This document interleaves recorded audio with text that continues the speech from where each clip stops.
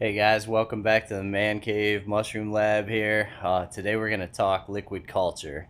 And everybody always asks me, how do you start? Like what's the very first step in growing mushrooms? So I start everything through liquid culture, and that's what I'm going to teach you guys today. Basically, I order culture syringes from culture providers online, and basically what that is, you get a syringe with living mycelium suspended in nutrient broth. And from there, I expand that out in my own liquid culture, and I use that to inject a grain and so on and so on and so on. So I've always done liquid culture. I think it's the best way to go to grow the most volume with minimal effort. It can be done easily with no contamination, so don't be scared of it. I'm going to show you guys how I do everything from my recipe that I'm using now to my jar lids, my jars, how I pressure cook, inject, everything. I try not to overcomplicate things too much, try and keep it nice and simple. So what we're starting with here is 2,400 milliliters of distilled water. I've heated it up, and that's only because I want my, this is my sugar here. This is actually light Caro syrup, and that's what I use for my sugar base. And basically what you're going for with liquid culture is a 4% sugar solution. And there's lots of different recipes online, lots of different things you can use. I'm going to show you what I'm using here. Should have brought this out here. This is our light Caro syrup, light corn syrup, and that's what we're using for our sugar base. That's basically what I've always used. It's really easy to work with and works well. So we have 2,400 milliliters of distilled water all heated up. We have 100 milliliters of light Caro syrup, and that's going to give us our 4% sugar solution. It's a simple conversion. Basically, you just got to figure out the math. But again, we're going 2,400 to 100. And the reason I heat the distilled water up is so this stuff's real sticky. And if you heat the water up, this stuff will dissolve much nicer. So we're going to pour this in first here. Get our corn syrup in there.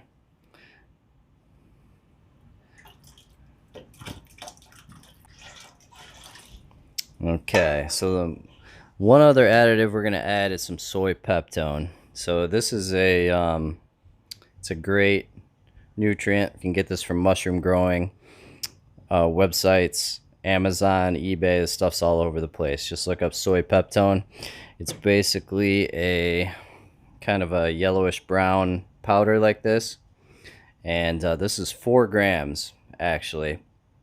And I'm doing 8 jars. I'm doing 8-pint jars, and I usually use pint jars for my liquid culture, and I'm figuring on about half a gram of peptone per jar. You could go up to 1 gram per jar if you wanted to, but I'm getting kind of low on peptone here, so I'm just going to go with half a gram per jar. It's going to give them the mycelium some nice extra nutrients, and so we'll get that in there as well.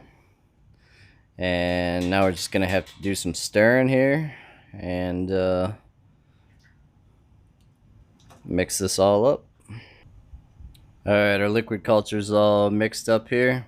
Everything's dissolved. Again, I'm using pint jars, and I fill them up to this 300 milliliter mark right there. And so I know, because I'm going with 2,400 here, I have enough to do 8 jars at 300 milliliters per jar. That's my standard liquid culture jar. Okay, so in a minute here, we're going to just ladle this liquid culture into here, and we're going to cover them up, and everything's going to go into the pressure cooker. But first, I want to talk lids with you. So I've done a lot of different lids over the years. The ones we're going to go with today are these Microppose injection ports and synthetic filter discs. And this is just a regular canning jar lid. And you can see I've drilled a couple 1/4-inch holes. And over one hole, these are self-adhesive. I have an injection port where you can inject your liquid culture from your syringe in there. And here I have just a synthetic filter disc. This is going to allow some air exchange into your jar, and it's also going to allow the pressure to equalize, because when you pressure cook this liquid culture, it's going to create a vacuum, just like when you're canning pickles or anything else. And this white filter disc is going to allow the pressure to equalize, which is absolutely necessary when you're doing liquid culture. You cannot leave a vacuum in these jars. You have to equalize the pressure. Otherwise, when you try to inject your culture syringe in there, it's just gonna suck it right down like instantly, and then you're gonna be mad, and you're still gonna have a pressurized jar because it still won't be enough to equalize the pressure. So the basic jar lid, one that I've used for years and years and years, this is just a regular canning jar lid that has a hole drilled in it, and I use RTV silicone, and you just kind of goob some RTV silicone on both sides, and this works great.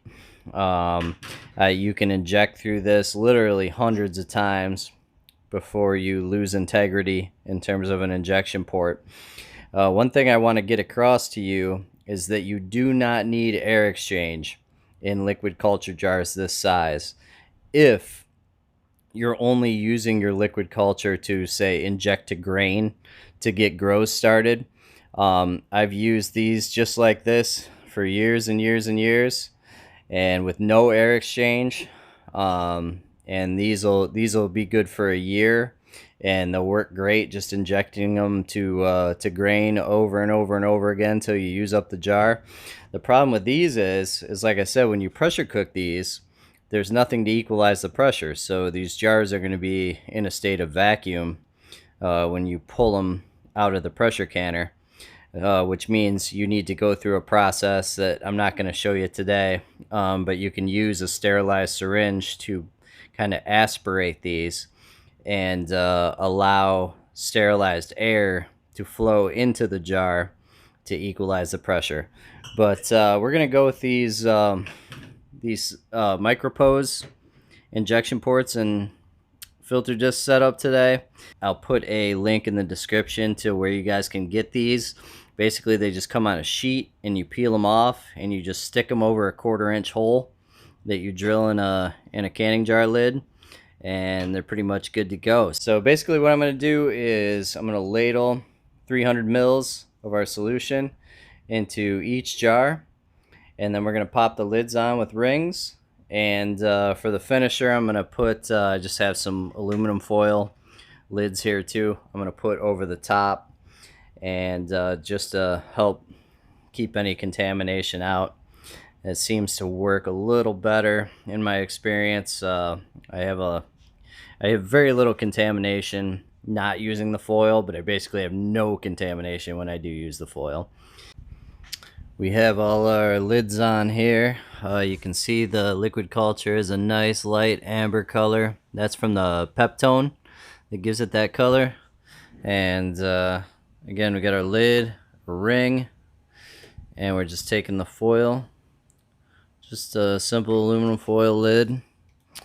These are reusable, by the way. You use these dozens of times before they tear. So put that on there, and we got the old Presto 20 quart here ready to go. Got a couple quarts of water in there. Don't put too much water, because we're not going to be cooking these long, and it'll just take longer to heat up and pressurize. So a couple quarts of water is more than enough, and we're just gonna sit these in the pressure cooker, and we'll get the lid on, put our rocker on, and get it rolling. Now once you have the heat going on this thing and your rocker starts going, obviously that's when you hit 15 psi and you're at pressure.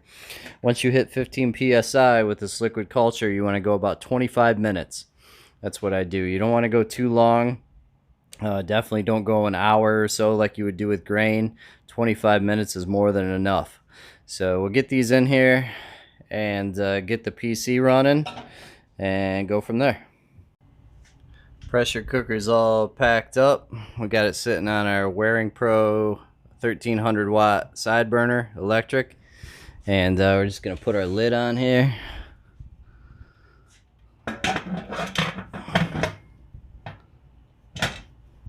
Make sure you lock your lid into place. And we have our pressure cooker. I checked it. It's nice and even on our burner. So we'll get nice even heat. And we're going to go ahead and crank this boy right up to about, I'm going to start almost max there. That should be enough to get it pressurized. And we'll wait. I got a little far enough away from my homemade wine here that it won't overheat that. We can't have that happening. So make sure, seriously though, make sure you have a little space in between everything, because this does get pretty hot. So should be about half hour, and we'll be rolling. Once you're up to 15 psi and your rocker's rocking like this, go ahead and set your timer for 25 minutes. And when it's done, I'm just going to turn the power off on our side burner and let it slowly cool down. Now it's going to take, basically you have to let these cool down to room temperature before you can do the next step, and that's going to take several hours. Or you can let it sit overnight, which is probably what I'm going to do. I'm just going to let them cool down the pressure cooker overnight and jump back into it tomorrow morning. Okay, our jars have all cooled down to room temperature.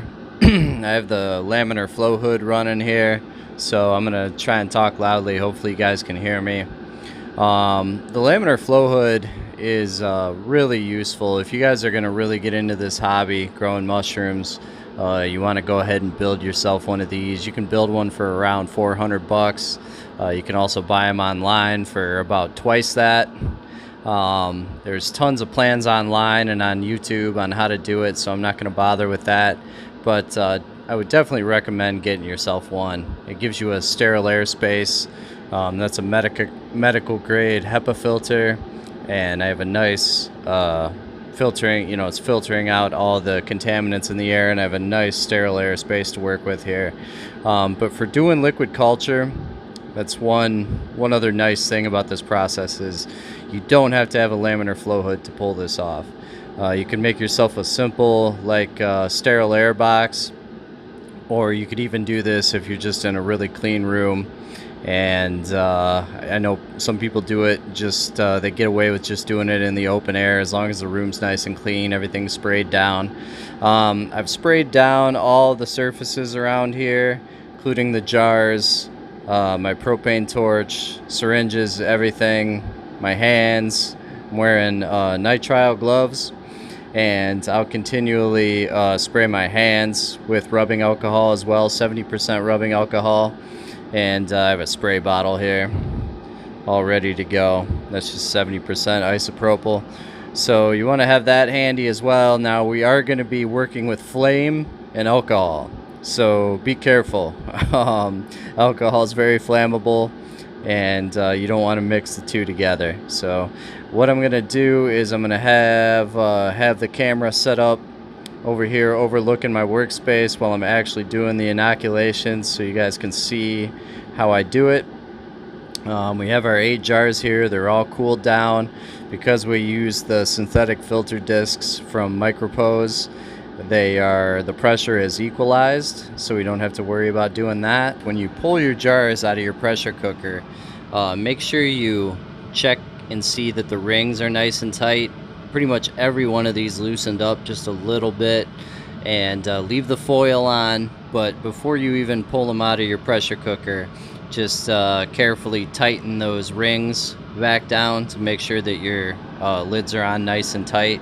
Usually in the pressure cooker, it's very typical that these rings will loosen up just a little bit, so definitely tighten those back down before you pull them out and get ready to inject. We have some Cordyceps militaris syringes here. We're going to be doing some Cordyceps militaris. This is right from the supplier. This is what a liquid culture syringe looks like. So he has the strain labeled here. This is high 5 Cordyceps militaris from Jeff Manganaro at Appalachian Gold on Etsy. He has some awesome Cordyceps militaris strains if you guys are interested in growing them. And they also give you a all the suppliers will give you some syringes. So what I'm going to end up doing is pulling the little black cap on the end here, inserting a syringe, doing this all in front of the laminar flow hood, and as I go along, obviously I'm going to pull the foil off. As I go along and inject these jars, every couple jars, actually before I start, and then every couple jars I'm going to reflame the needle. So that's what my propane torch is for here. I'll flame the needle quickly, and I also have a paper towel that's soaked in isopropyl. So basically what I do is I flame the needle here with the propane torch, and then I'll cool it down by holding this paper towel around it, soaked in isopropyl, so I know this is sterile. You want your paper towel totally soaked. Like, I can squeeze, you guys can see I can squeeze rubbing alcohol out of this. That's how you want it. That's how you know that your paper towel is totally disinfected. So we're gonna get rolling here, and we're gonna do these jars. And I also have several other strains of mushrooms here that I'm going to shoot up and try and get some new jars going. But primarily we're going to be doing this Cordyceps militaris. Now, this is a 10 cc syringe, although, let's see, there's actually about 12 cc's in here. Usually per a jar like this, you want to get at least a couple cc's in each jar. You can go less or more if you have to, but usually a couple cc's at least as a general rule. And they'll take anywhere from a couple weeks to a month or two to fully colonize. And usually once they're squirted up, I'm going to store them in this storage container, and I've already sprayed that down and cleaned that with isopropyl as well. And that's where they're going to go to incubate. And like I said, you're talking a couple weeks to a couple months, depending on the mushroom strain, to fully colonize this jar. And usually every week or so, I'll give them a little shake too. Now, because we're using a synthetic filter disc on these lids, you do want to try and keep your liquid off of the filter, basically off of the lid of the jar. So when you shake, you have to be a little careful, and because it's also going to extend the life of your adhesive on your injection point and your synthetic filter discs if you can kind of keep those dry. The other thing you can do is some people get real fancy with these. They'll put a little stir bar in here, and you can get a magnetic stirrer and just sit them on a stir plate, and that little bar will spin, and that'll stir your jar. Something else you can do that I've done before is, if you know you have a species that has some really tenacious mycelium that doesn't break apart easily, you can also put some stainless steel ball bearings in here before you pressure cook your liquid culture, and then when you shake, those balls are going to bounce around and help to break up your mycelium, and that won't hurt anything in terms of your liquid culture. So there's a couple different ways to do that. You don't want it too chunky, so if it gets super chunky on you, these little syringes will clog up when you try and suck the mycelium up into them. So that's why you want to shake every so often and try and keep things kind of broken up. I'm going to set up here and set the camera up, and you guys can watch me work. So basically, I'm going to be attaching a needle to our syringe, and we're going to be sterilizing it with the propane torch here. Once it's flamed, glowing red, when you flame your needles, you want to actually see them glow red just briefly. That's how you know it's disinfected.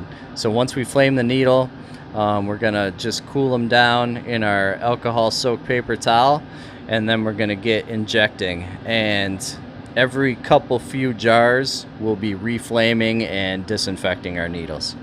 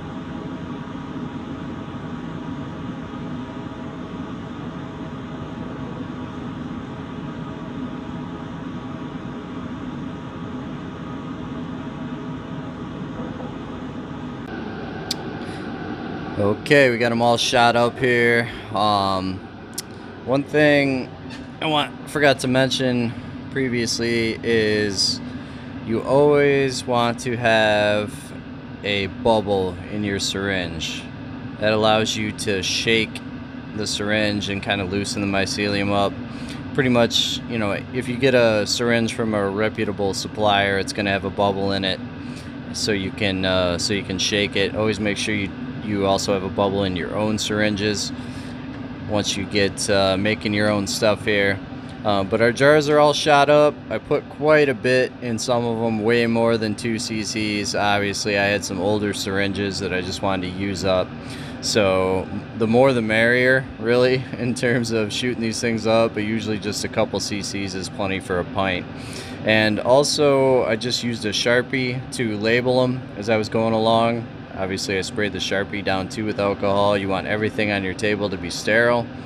And I just label right on the glass, and that'll stay there until you know, whenever you're done with these cultures and you go to wash your jars, that'll scrub right off with like a Scotch-Brite pad. It'll just scrub right off that glass. So that's how I like to label them. And these are basically done. We're gonna move them into our incubation chamber here, and just keep an eye on them. Also, when you recap your syringes, you probably noticed, you always want to flame the needle before you recap it. So when you're done with your syringe, flame the needle, cool it down with your alcohol towel, and then cap it. And put that in a Ziploc bag and keep it in the right environmental conditions, whether it be a refrigerator or just room temperature. Some of the tropical cultures can't handle refrigerator temperature, so usually room temperature is best for them. But for most strains that I'm growing, I store them right in the fridge. So I'm actually going to leave the foil off for now because I don't want the synthetic filter disc to stay wet, because that will promote contamination. So because I'm going to put them in a nice clean storage tote, not in open air, I'm just going to leave the foil off them for now, because that'll allow this filter disc to dry out and keep it from contaminating. Alright, so we have all our jars in our box here. I'm going to leave them again uncovered to let those filter discs get nice and dry, and once that happens, I will cover them with our foil lids again, and we'll just let them ride until they're fully colonized and ready to use. I tried to cover everything, but there's a lot of steps here, so if you guys have any questions, just please leave them in comments, and check that stuff regularly, and I will do my best to get you guys answers. But once these are fully colonized, again, you want to keep them in the... I'm just going to keep them at room temperature here to colonize. It's about 65 degrees in my basement here. And that's good colonization temperature for most species. Again, the tropical species are a little different. You might have to go a little warmer, or else they're just going to progress really slowly. But usually once these are fully colonized, I'm just going to put them in a smaller storage container and keep them in the fridge till they're ready to use. And again, I showed you the syringe technique there.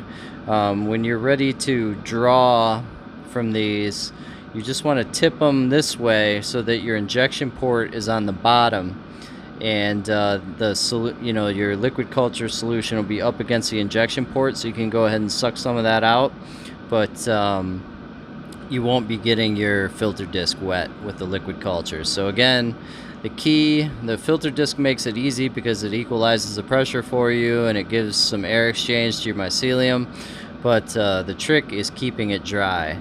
So again, when you go to draw some out with the syringe, just tip it like this with your injection port down, and go ahead and draw out as much liquid culture as you need into a sterile syringe, and try and keep that synthetic filter disc nice and dry, and that way you won't have to worry about any contamination in your jars. This is an example of what a fully colonized liquid culture jar looks like. This is an older jar of turkey tail actually, and you can see you got nice thick mycelium growing in there. So those jars I just shot up, once they start to look like this, that's when it's time to move them to the fridge. And at that point, I just put them in a smaller storage container like this, and stack them up in the fridge, keep them in the fridge. So this liquid culture here, this is just Caro and distilled water. There's no peptone in here. That's why it's pretty clear, and there's no yellow tint to it. You can see the mycelium grew fine in that solution. You can't tell, one thing about liquid culture versus agar is you cannot tell just by looking at this if this is contaminated or not. You really need to test it. So whenever you make a new jar, I go ahead and just do like a small grain jar and inject some liquid culture into the grain and just test it. If you have contamination, you're going to see it right away. So, but I would say out of the thousands of liquid culture jars I've done, I probably have only maybe a couple that have actually contaminated on me. As long as you follow the procedures I showed you in this video, it should be smooth sailing for you.